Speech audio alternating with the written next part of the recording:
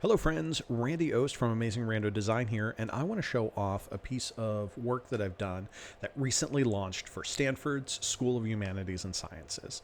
I did the design work for this. Four Kitchens did the development and implementation for it, and I just want to talk you through real quick at a high level, like what I did for it. So before we begin to take a look at the new page, I want to start by taking a look at the old page.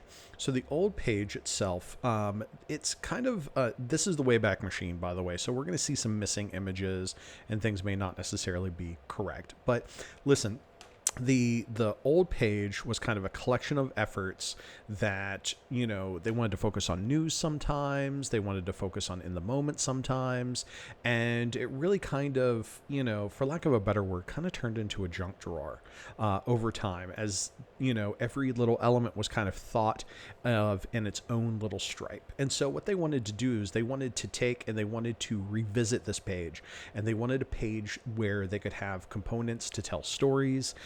Actually, they just wanted to focus on the stories themselves. So what we did was we relaunched this page. I'm going to reload the page because there's a little animation that comes up whenever the page itself loads. And I'm going to take you through the page, and then I'm going to talk you through a little bit of like the design process at a high level. So kind of coming down the page, we've got a little bit of some animation there as the top area fades away. Everything is really like clean and nice, and everything kind of has its own little unique style to it. We wanted to focus on the content itself. And so as we come down here, we've got this little like, you know, media call out here, and as we scroll down, you may notice that the background kind of starts to turn into a gray color. We wanted to kind of have a little bit of transition where we have some white space, but we wanted different sections to feel different. And so we've got a little bit of a background. We've got some of the news items animating and in this masonry style.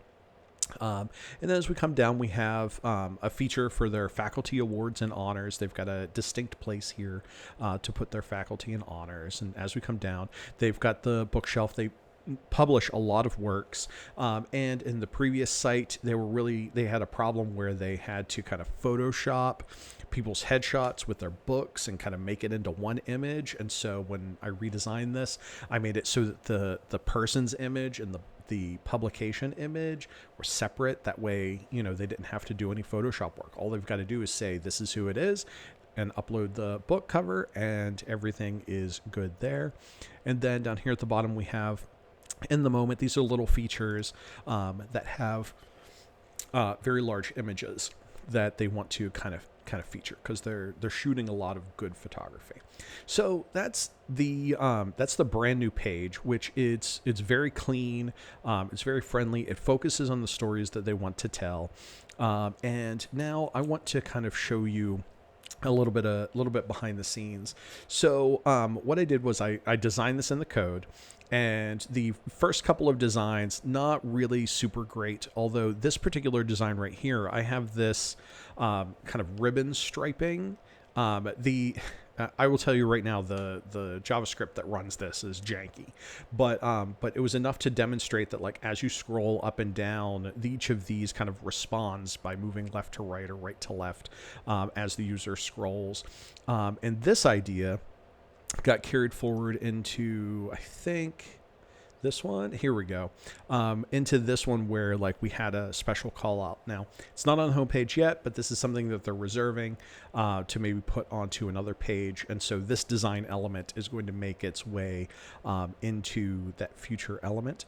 And then the last round here, this is what I handed over. One element that they have that hasn't shown up on the page yet is like a big block right here. Unfortunately, this person's head's being cropped off, but you know, that's something that honestly I should have fixed, but I didn't. Anyway, but we've got like a little call out here, and we've got a little button. And so all of this was done in the code, and so I was able to hand this off to the developers, and all of the work, wrong direction.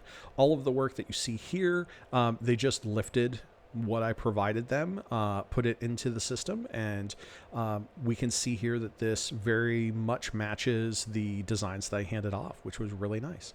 And so cool. Anyway, I just wanted to share that. I thought it was pretty cool. I'm probably going to put up a real post on my website sometime soon. But until then, enjoy this video. Thank you so much.